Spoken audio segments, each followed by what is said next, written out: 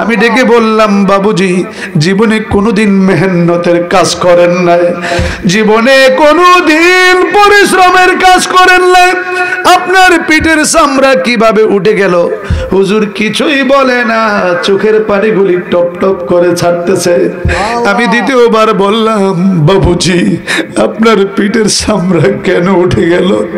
হুজুর কিছুই বলে না, চোখের পানিগুলি ছাড়ে। তৃতীয়বার বললাম, হুজুর কিছুই বলে না।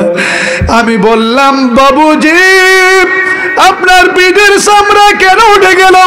হুজুর বলেন, তোমার এক পীর ভাই আরব সাগরে বিপদে পড়ে গিয়েছিল। সুবহানাল্লাহ কয় না? সে যখন বিপদে পড়ে চিৎকার মারলো, ডাক মারলো, আমি আর স্থির থাকতে পারলাম না। বলুন তো 2500 মাইল দূর যারা কামেল পীরের হাতে বায়াত হয়েছেন, মুরিদ হয়েছেন, আর পীর যদি হারাই থাকেন বুঝবেন, আরে দুনিয়ার সব হারাইলে একটা না একটা কোনো সান্ত্বনা পাওয়া যায়, কিন্তু আপন পীর হারাইলে দুঃখ বলার জায়গাটা পাওয়া যায় না, মনের কথাটা বলার জায়গা পাওয়া যায় না।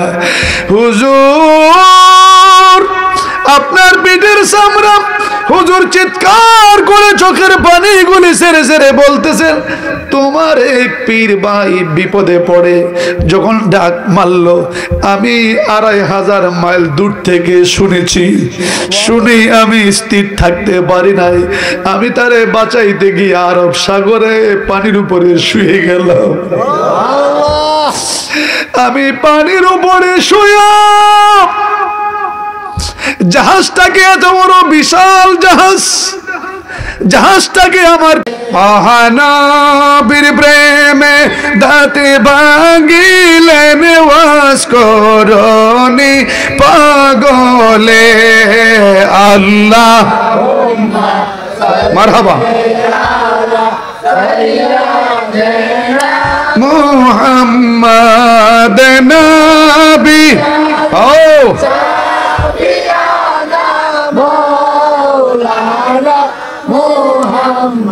আসেন আমার দয়ালে নবী, বসেন আমার নয়নে, আসেন আমার দয়ালে নবী, বসেন আমার নয়নে, আহা দুই নয়নে ভরিয়া দেখব প্রান্তা কিতে জীবনে আল্লাহ সাল্লি আলা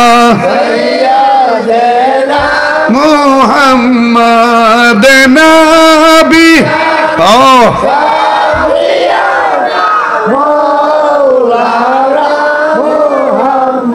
বলুন আল্লাহু আকবার।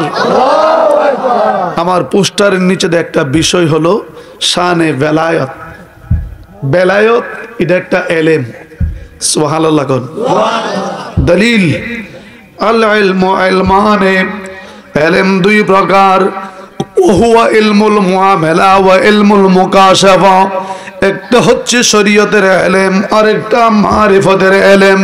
ইলমুল মুকাশাফা ওয়া হুয়া নূরুন, এটা একটা আলো, ইউজহারু ফিল কালবে, প্রকাশ হয় অন্তরে, ওয়া ইউশাহিদা বিহিল গায়বা। আল্লাহর কোন বান্দা যদি অর্জন করে, রামগঞ্জে বসে তামাম পৃথিবী বিচরণ করতে পারে, ওই এলেমটার নাম হচ্ছে এলমে বেলায়ত। আল্লাহু আকবার বলুন। এলমে বেলায়ত খুব মনোযোগ। এলমে বেলায়ত অর্জন করার জন্য মাদ্রাসায় পড়ার প্রয়োজন হয় না, কোরআনের তাফসির পড়ার প্রয়োজন হয় না, মুফাসসির হওয়ার দরকার নাই, মুফতি হওয়ার দরকার নাই। একটা শর্ত, নবীর গোলাম হওয়া। সুবহানাল্লাহ বলুন। নবীর গোলাম যদি হও, কামেল পীরের সাথে যদি তোমার একটা সংস্পর্শ থাকে, হাতটা যদি লাগানো থাকে, কেন আমরা পীর ধরি, আমরা কেন পীরের কাছে যাই? আমার আল্লাহ বলেন, ইয়া আইয়ুহাল্লাযীনা আমানুত্তাকুল্লাহ ওয়াবতাগু ইলাইহি ওয়াসিলা। আমার আল্লাহ বলেন, ও ইমানদারগণ, আমি আল্লাহকে ভয় করো, ওয়াবতাগু ইলাইহি ওয়াসিলা, তোমরা ওসিলা তালাশ করো। তাফসিরে বাইজাবির মধ্যে লিখতেছেন দলিল ইয়ানি ওসিলা বিল মুরাদ ফি শাইহিল কামিল, এই ওসিলা দ্বারা হচ্ছে কামিল মাশায়েখগণ। যাও একটা মানুষ, সাধারণ মানুষ, যত বড় মাওলানা হোক না কেন, যত বড় মুফতি হোক না কেন, পীর সাহেবেরও পীর আছে কি নাই? মাওলানার পীর আছে কি নাই? মুফতি সাহেবের পীর আছে কি নাই? পীরের পীর, পীরের পীর, পীরের পীর, পীরের পীর, পীরের পীর, গাউসে সামদানি, কুতুবে রব্বানি, মুশকিলে আহসানি হুজুর গাউসুল আজম আব্দুল কাদের জিলানী, যিনি বলেন নাজারতু ইলা বিলাদিল্লাহি জামান কাহার দালাতিন আলা হুকম ইত্তিসালি। আব্দুল কাদের Jilani said the all of the world is like as equal as a master said to me, উনি বলেন আল্লাহর দেওয়া প্রদত্ত ক্ষমতা বলে আল্লাহর জমিনটা আমার সামনে একটা সরিষার দানার সমতুল্য। আল্লাহু আকবার বলুন। বেলায়েতের ইলম মাদ্রাসায় পড়ার প্রয়োজন হয় না।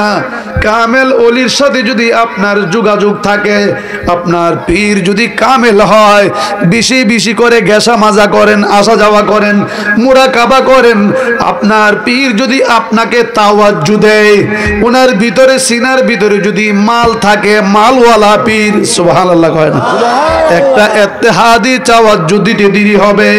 কাশফটা কাশফে আইনি হয়ে অথবা কাশফে বেজদানি হয়ে, আপনি যদিও গুরু রাখাল মানুষ হন, জমির হাল চাষ করেন না মানুষ হন, জমি করেন না মানুষ হন, ব্যবসা করেন না মানুষ হন, দুনিয়ার মানুষ জানে না আপনার বেলায়েত সম্পর্কে, কিন্তু আমার মাবুদ আপনার সিনার ভিতরে একটা ইলম দিয়ে দিয়েছে, ওই ইলমটার নাম হচ্ছে ইলমে বেলায়েত। আল্লাহু আকবার বলুন। এলমে বেলায়েত, এলেমটা দেখা যায় না, ছোঁয়া যায় না, অনুভব করা যায় না। সময় সময় যখন এটা ফ্লাশ হয়ে যায়, প্রকাশ হয়ে যায়, এটাকে বলা হয় কেরামত। আর এই এলেমটার আর একটা নাম হচ্ছে ইলমে মারিফত। সুবহানাল্লাহ। মারিফত কাহাকে বলে? আল্লাহ রাসূলকে গভীর সান্নিধ্যে ডুব দিয়ে আল্লাহ বান্দা সৃষ্টি স্রষ্টার রহস্য সম্পর্কে অবগত হবেন, তাকে সন্ধান করবেন, তার রহস্য উদ্ঘাটন করবেন, যেই পথে ওই পথটার নাম হচ্ছে ইলমে মারিফত। আল্লাহু আকবার বলুন। এই সম্পর্কে আমি আমার বইয়ের মধ্যে বিস্তারিতভাবে লিখেছি। আসুন ইলমে বেলায়েতের একটা উদাহরণ আপনাদেরকে দিচ্ছি। আমরা বললে কয়টা আমাদের বানানো কিতাব, আমাদের কিতাবের মধ্যে পাইলে কয়টা বানানো বানোয়াটি কিতাব? আসুন যাই বাইসাবরার কিতাবের মধ্যে, হ্যাঁ কি বলেন, যাই তাদের কিতাব আশরাফ আলী তানবী আল ইফাজাতুল ইয়াউমিয়া কিতাবের 435 পৃষ্ঠায় লিখতেছেন, তার পীর ভাই মৌলভী শেখ মোহাম্মদ দিল্লি থেকে গানবুডে রওনা হয়ে গেছেন, মক্কা শরীফ যাবেন। জাহাজটা যখন আরব সাগরে পৌঁছে গেল, একটা তুফান আরম্ভ হয়ে গেল, সাইক্লোন। সুবহানাল্লাহ কয় না? সাগরের ভিতরে যদি সাইক্লোন আরম্ভ হয়, তে ভিতরটার মধ্যে আমেশা সিফা মারতো না? এমন সিফত আছে হাজিরার। সারং বলতেছে, হাজিরা আল্লাহকে ডাকো, জাহাজ ডুবে যাবে পানির নিচে, আর বাঁচানো সম্ভবপর নয়, সব হাজি মৃত্যুবরণ করবে। মৌলভী শেখ মোহাম্মদ ছিল পীরের মুরিদ। সুবহানাল্লাহ। মৌলভী শেখ মোহাম্মদ কয়, আমি চোখ বন্ধ করে আমার হিসাব রেখা ডাক মারলাম, সাইয়্যিদি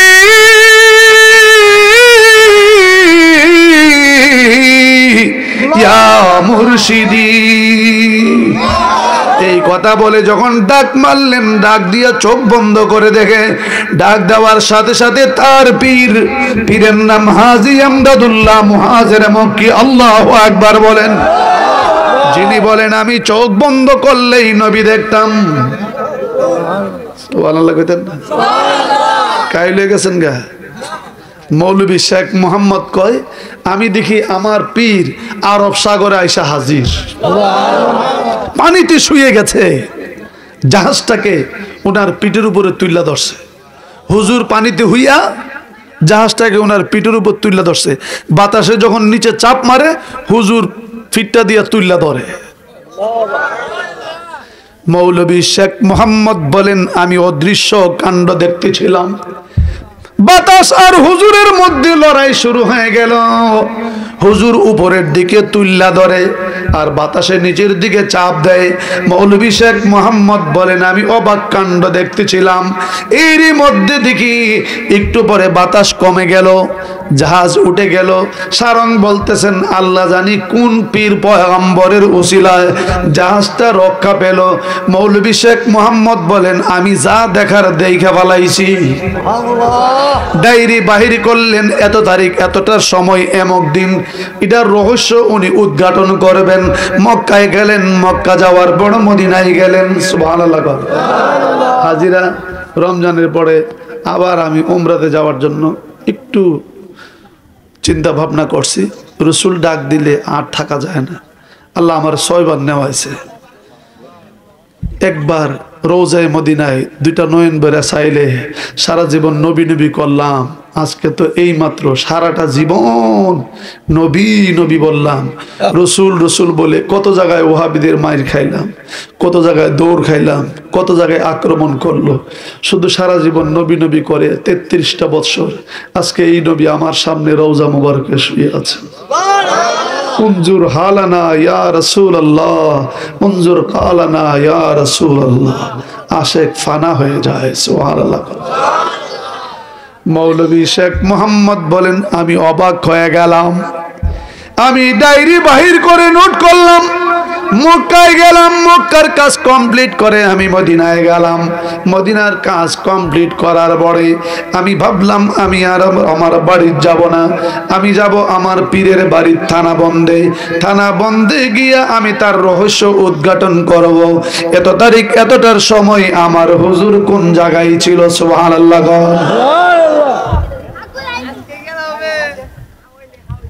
মাহফিল কমিটি দেখুন তো, পিছনে ফোলাফানগুলি কথা বলতেছে, কানে আওয়াজ আসে। মৌলভী শেখ মুহাম্মদ বলেন আমি মদিনার কাজ কমপ্লিট করে আমি আস্তে আস্তে করে আমি আমার পীরের বাড়ির দিকে রওনা হলাম। পীরের বাড়ির দিকে রওনা হয়ে আমি পীরের কামরায় ঢুকলাম। ঢুকে দেখি কামরার ভিতরে হুজুর নাই। সুবহানাল্লাহ বলুন। আমি দেখলাম খাদেম সাহেব বসা। আমি জিজ্ঞেস করলাম আমার পীর ভাই খাদেমকে, খাদেম রে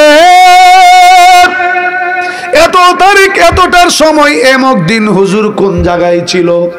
খাদেম বলেন একটা আশ্চর্য ঘটনা ঘটে গিয়েছিল। কি ঘটনা? হঠাৎ করে হুজুর যখন নামাজের বিছানার মধ্যে চোখ বন্ধ করে তসবিহ টানতেছিলেন। সুবহানাল্লাহ বলুন। হুজুর তসবিহ টানতেছেন, মুরাকাবা করতেছেন, তসবিহ টানতেছে, মুরাকাবা করতেছে, চোখ বন্ধ করে রেখেছে। এরই মধ্যে হঠাৎ হুজুর কয় আহ। যেই মাত্র আহ বললেন, খাদেম বলেন আমি হুজুরের বিছানার দিকে চাইলাম। বিছানার দিকে তাকিয়ে দেখি বিছানা খালি, হুজুর নাই।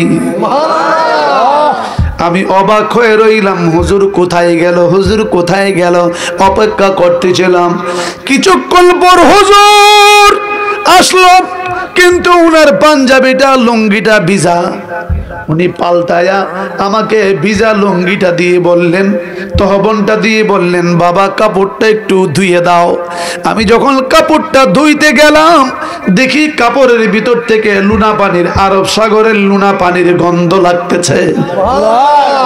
আমি কাপড়টা ধুইয়া নেড়ে দিলাম। যেই মাত্র নেড়ে দিলাম একটু পরে হুজুর আসলো। এসেই বলতেছেন বাবুজি আমার পিঠটার মধ্যে একটু তৈল মালিশ করে দাও। আমি যখন হুজুরের পিঠের মধ্যে তৈল মালিশ করতে গেলাম দেখি হুজুর ও আহ বলে চিৎকার মারে। আমি ভাবলাম হুজুর চিৎকার দেয়, দেখি পিঠে কয়েকটা জায়গায় ক্ষত। হুজুরের পিঠের চামড়া উঠে গেছে, গোশত লাল দেখা যায়। আমি ডেকে বললাম বাবুজি জীবনে কোনোদিন মেহনতের কাজ করেন নাই, জীবনে কোনোদিন পরিশ্রমের কাজ করেন নাই, আপনার পিঠের চামড়া কিভাবে উঠে গেল? হুজুর কিছুই বলে না, চোখের পানিগুলি টপ টপ করে ছাড়তেছে। আমি দ্বিতীয়বার বললাম বাবুজি আপনার পিঠের চামড়া কেন উঠে গেল? হুজুর কিছুই বলে না, চোখের পানিগুলি ছাড়ে। তৃতীয়বার বললাম হুজুর কিছুই বলে না। আমি বললাম বাবুজি আপনার পিঠের চামড়া কেন উঠে গেল? হুজুর বলেন তোমার এক পীর ভাই আরব সাগরে বিপদে পড়ে গিয়েছিল। সুবহানাল্লাহ কয় না? সে যখন বিপদে পড়ে চিৎকার মারলো, ডাক মারলো, আমি আর স্থির থাকতে পারলাম না।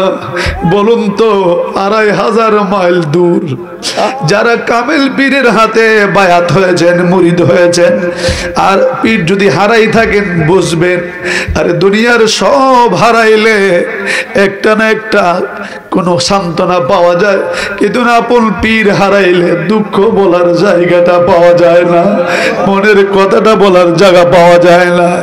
হুজুর আপনার পিঠের চামড়া, হুজুর চিৎকার করে চোখের পানিগুলি ছেড়ে ছেড়ে বলতেছেন তোমার এক পীর ভাই বিপদে পড়ে যখন ডাক মারলো, আমি 2500 মাইল দূর থেকে শুনেছি, শুনি আমি স্থির থাকতে পারি নাই, আমি তারে বাঁচাইতে গিয়ে আরব সাগরে পানির উপরে শুয়ে গেলাম।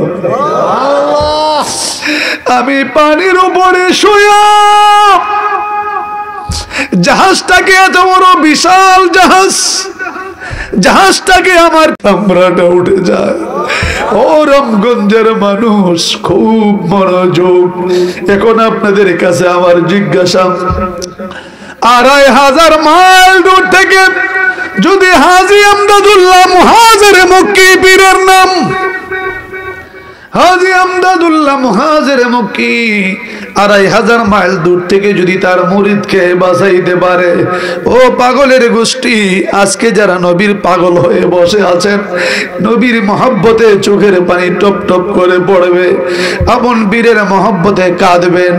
বলুন তো দেখি, আমার নূরের নবীজি রওজা মুবারক থেকে হাত বাড়ায়া আজকের এই মাহফিলে যারা বসে আছেন প্রত্যেকের মাথার উপরে আমার নূরের নবীজি হাত বাড়ায়া নূরের ছায়া দিতে পারে কি পারে না? যারা নবীজির গোলাম, নবীজি ইলম অর্জন করেছেন আল্লাহর তরফ থেকে, দলিল ও আল্লামাকা মা লাম তাকুন তাআলাম। আর আমার নবীজির কাছ থেকে যারা ইলম অর্জন করেছে, এক ফোঁটা ইলম যারা পেয়েছে, এইটাকে বলা হয় বেলায়েতের ইলম। সিনার ভিতরে ঢুকে গেলে বসে থাকবে রামগঞ্জ, ভ্রমণ করবে তামাম পৃথিবী। আল্লাহু আকবার বলো, আর একটু জোরে বলেন আল্লাহু আকবার। দয়ালে মানুষ দিয়া মানুষ বানাও, সুবহানাল্লাহ কই না রে? মানুষ দিয়া মানুষ বানাও, তুমি থাকো কোন জায়গায়, তোমারই লীলা খেলা বোঝার সাধ্য আমার নাই, সুবহানাল্লাহ কয় না? তোমারই লীলা খেলা বোঝার সাধ্য আমার নাই। আদমের সৃজন করে রাখিলা জান্নাতে, কোন কারণে পাঠাইলা আবার দুনিয়াতে গো, আবার দুনিয়াতে। তার ভিতরে আছো তুমি গো, তার ভিতরে আছো তুমি, কেবা তোমার দেখা পায়, তোমারই লীলা খেলা বোঝার সাধ্য আমার নাই। আল্লাহু আকবার বলুন। আদমেরই সূরতে যদি তোমার সূরত হয়, তুমি বাঁচাও তুমি মারো, আমার কিসের ভয় গো, আমার কিসের ভয়? বিদায় কালে দিও দেখা গো, বিদায় কালে দিও দেখা, সেজদা দিব তোমার পায়, সুবহানাল্লাহ। বিদায় কালে দিও দেখা, সেজদা দিব তোমার পায়, তোমারই লীলা খেলা বুঝার সাধ্য আমার নাই। দয়ালে রে বুঝার সাধ্য আমার নাই। আল্লাহু আকবার, আরো জোরে বলুন আল্লাহু আকবার।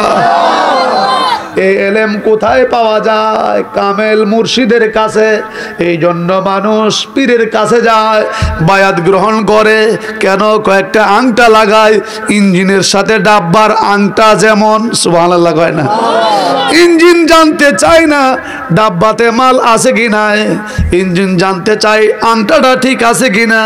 আংটা যদি ভালো কইরা লাগাল থাকে, ইঞ্জিন যেখানে যাবে ডাব্বা সেখানেই যাবে। কামেল পীরের সাথে তরিকতের আংটা লাগাও, বুজ্জা লাগাও, লাগাইলে পীর যেখানে যাবে মুরিদ সেখানেই যাবে। আল্লাহু আকবার বলুন। আগে ভাই সাহেবের ফুতায় পীর মুরিদি মানত না, এখন সব ভাই সাহেবরা ফিরগিরি করে।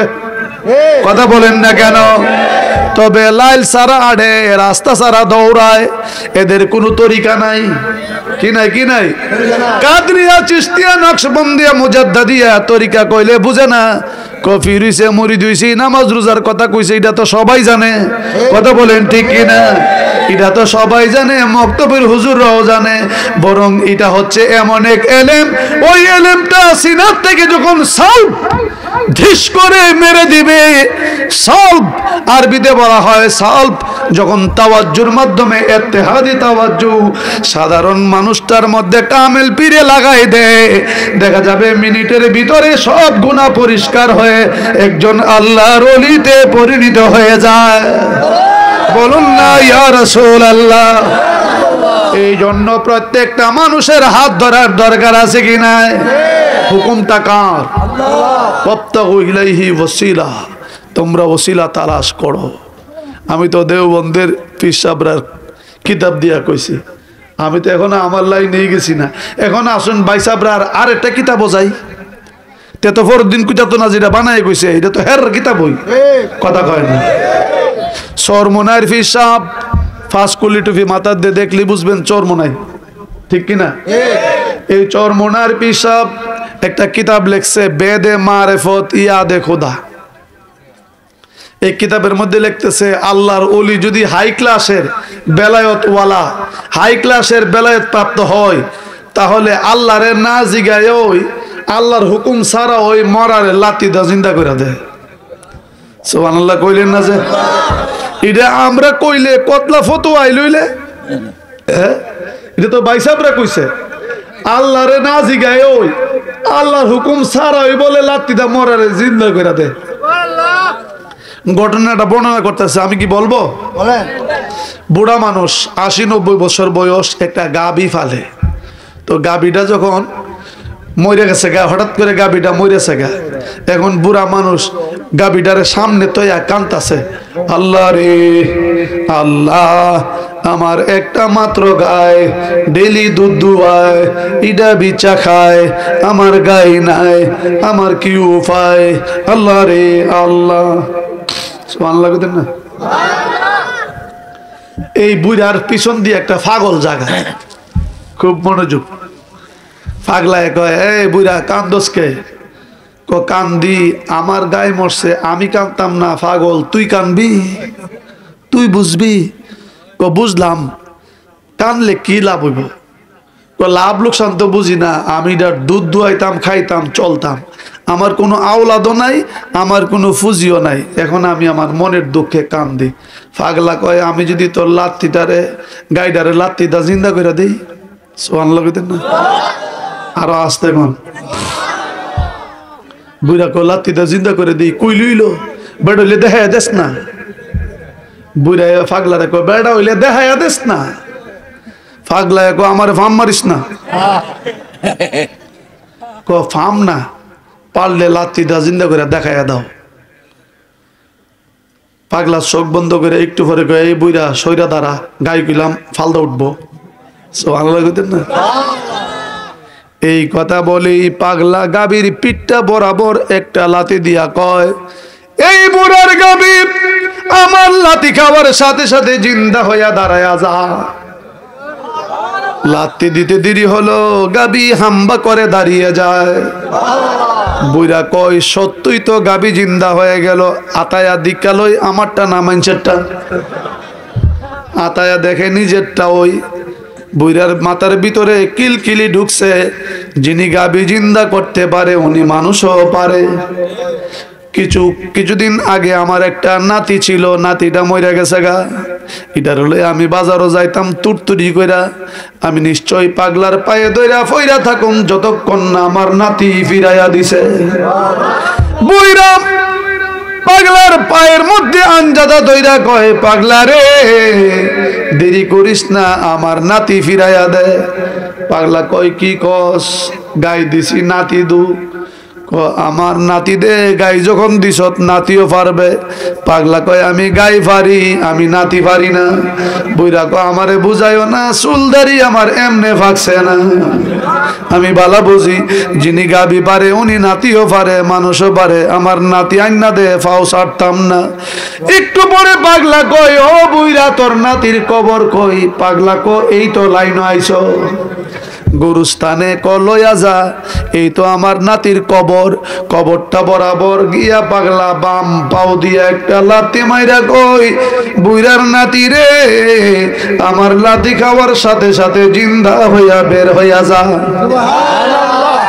এইখানে তো পাগলা এই কথা বলে নাই পাগলা এই কথা বলে নাই যে আমার লাথি খায়া আল্লাহর হুকুমে জিন্দা হইয়া যা পাগলা কি কইছে আমার লাথি খায়া জিন্দা হইয়া যা সাথে সাথে মাটি ফাইটটা নাতি যখন বের হয়ে গেল বুড়া কয় সর্বনাশ সত্যিই তো ও আল্লাহ গো নাতি জিন্দা হয়ে গেছে যিনি নাতি পারে উনি তো রামগঞ্জের সবাই রে পারে সুবহানাল্লাহ কয় না রে যিনি নাতি পারে উনি রামগঞ্জের সবাই রে পারে একটা চিল্লি মাইরা কয় পাগলা রে